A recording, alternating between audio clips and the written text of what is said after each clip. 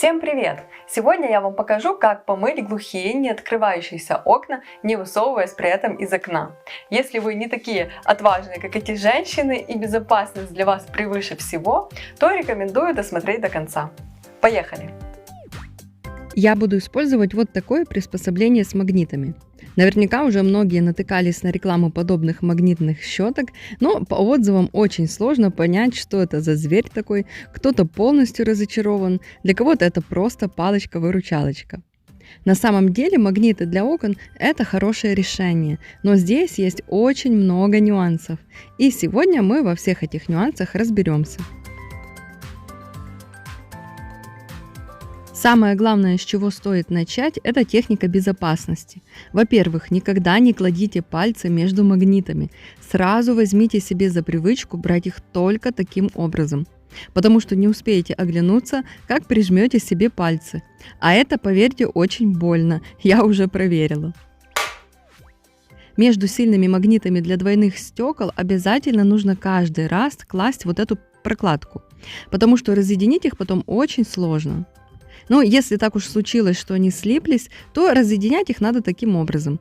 Один магнит поворачивайте по часовой стрелке, а второй против. Еще не забывайте пользоваться страховочной веревкой. Обязательно, даже если кажется, что магнит держится очень крепко, все равно есть риск падения. Веревку можно надеть на правую или левую руку, или на ручку окна. Главное, чтобы хватало ее длины. Сухими салфетками протирать окна не получится, не будет скольжения и магнит может отвалиться. Нужно обязательно хорошо намочить сами тряпки, а если есть возможность как-то дотянуться, например, с помощью швабры или распылителя, то лучше смочить и само стекло. Но если это рискованно, то можно обойтись и без этого. Мочить салфетки нужно в мыльной воде или добавить каплю моющего средства прямо на салфетку, например, жидкость для мытья посуды. Если стекло после зимы очень грязное, то, возможно, придется пройтись по нему дважды. Вначале, когда на стекле с обратной стороны еще много пыли, скольжение будет немного хуже. Нужно продвигаться медленно и не делать резких движений. А когда стекло уже будет хорошо смочено, щетки станут скользить очень легко. Также важно мыть окна в тени, чтобы жидкость не испарялась очень быстро.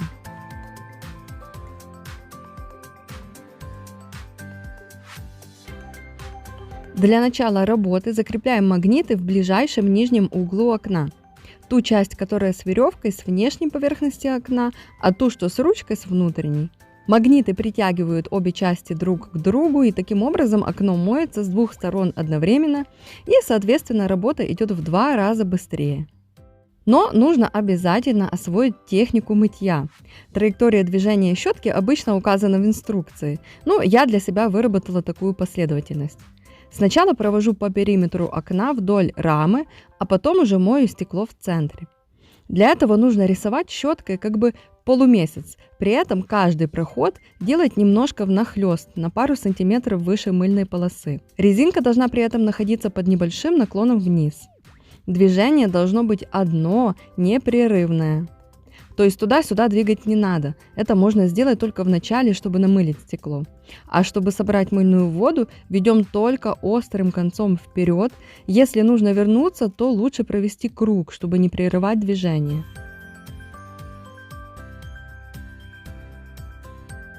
Перед тем, как мыть глухие окна, потренируйтесь на обычных открывающихся, там, где вам будет удобно и безопасно с ними возиться. Потому что к этому приспособлению, конечно, нужно приловчиться, попробовать, протестировать. Сначала будет непривычно, немножко страшно, а со временем вы будете мыть окно за пару минут сразу с 2 сторон. И еще имейте в виду, этот способ не для перфекционистов, потому что пару миллиметров вдоль рамы и в углах остаются недочищенными, и сами рамы этими магнитами, естественно, не помоешь, только стекла. Но, по-моему, пусть лучше рамы снаружи дождик или клининговая компания помоет, чем вот такое вытворять.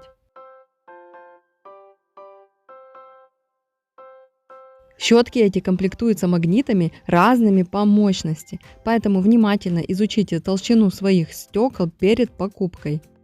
Очень важно правильно их подобрать, иначе пользоваться не получится. Если возьмете слишком слабые, они будут отваливаться.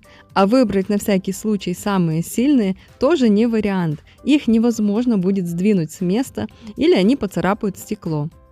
Так что самая большая проблема заключается именно в том, чтобы подобрать магниты точно под свои окна. Нельзя использовать магниты для одинарного стекла на двойном стеклопакете и наоборот. Читая отзывы, я сделала вывод, что многие этого не понимают, и потом, конечно же, остаются недовольны. Есть еще такой нюанс. Не все понимают, что два стекла – это не то же самое, что двухкамерный стеклопакет. У двухкамерного стеклопакета 3 стекла, и на таком окне магнит должен быть еще сильнее. И если у вас разные окна и с одним стеклом, и с двумя, то, скорее всего, нужно будет под каждое подбирать отдельные магниты или смотреть варианты, где силу притяжения можно регулировать. Такие тоже есть, но они немножко дороже. Я оставлю вам ссылку на AliExpress, но все-таки советую поискать эти магниты в интернет-магазинах, где есть возможность возврата, для того, чтобы в случае чего вы могли их с легкостью обменять на более сильные или на более слабые. Также рекомендую сразу брать запасные расходники, резиночки, тряпочки, потому что со временем поменяется форма, модель устройства, и подходящие расходники будет сложно найти. А они со временем обязательно понадобятся. В целом, если вы можете безопасно мыть окна обычным способом, то магнитные щетки не нужны. Слишком много здесь всяких нюансов. Они оправданы только в случаях с неоткрывающимися окнами, где сложно или невозможно использовать классические способы, например, на балконах. Мне удалось правильно подобрать силу магнита к своим окнам, у меня они 30 мм для двойного стекла, я к ним уже приспособилась, комбинирую со шваброй, и в любом случае это лучше, чем рисковать жизнью и высовываться из окна. Надеюсь, это видео было для вас полезным. Помните, что безопасность превыше всего. И до встречи в следующих видео. Пока!